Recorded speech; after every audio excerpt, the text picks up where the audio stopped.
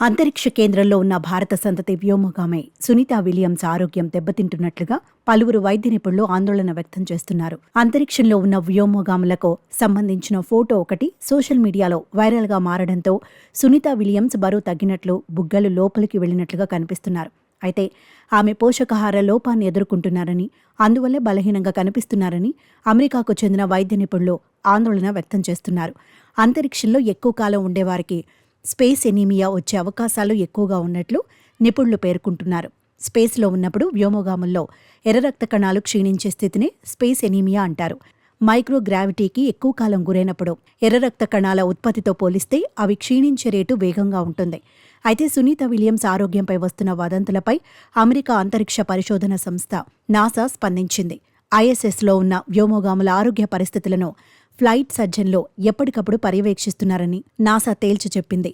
వ్యోమగాములకు medical టెస్టులు చేస్తారని స్పష్టం చేసింది. ప్రస్తుతం అందరూ ఆరోగ్యంగా ఉన్నారని నాసా వెల్లడించింది. అయితే 8 రోజుల మిషన్లో భాగంగా సునీతా విల్మోర్ జూన్ 5న బోయింగ్ స్టార్లైనర్ క్యాప్సిల్లో అంతరిక్ష కేంద్రానికి వెళ్లిన సంగతి తెలిసిందే. వాస్తవానికి జూన్ 14వ తేదీన వీరిద్దరూ భూమికి తిరుగు పయనం కావాల్సి ఉండగా వ్యోమనౌకలో హీలియం లీకేజీ కారణంగా సాంకేతిక సమస్యలు ఎదురయ్యాయి. దీంతో వచ్చే ఏడాది ఫిబ్రవరి వరకు వీరు అంతర్జాతీయ అంతరిక్ష కేంద్రంలోనే ఉండనున్నట్లు తెలుస్తోంది. ఇక భారత సంతతికి చెందిన సునీతా విలియమ్స్కి ఇది 3వ అంతరిక్ష యాత్ర. 1998లో నాసాకు ఎంపికైన ఆమె తొలిసారి 2006లో రోదసి యాత్ర చేపట్టారు. తిరిగి 2012లో అంతరిక్షంలోకి వెళ్లొచ్చారు. మొత్తం 50 గంటల 40 నిమిషాల పాటు స్పేస్ వాక్ చేసిన సునీతా విలియమ్స్ 322 రోజుల పాటు అక్కడ గడిపారు. ఓసారి మారథాన్ కూడా చేయటం విశేషం. సునీతా విలియమ్స్తో పాటు ఐఎస్ఎస్కు వెళ్లిన వ్యోమగామి Barry Butch Wilmore America navy test pilot.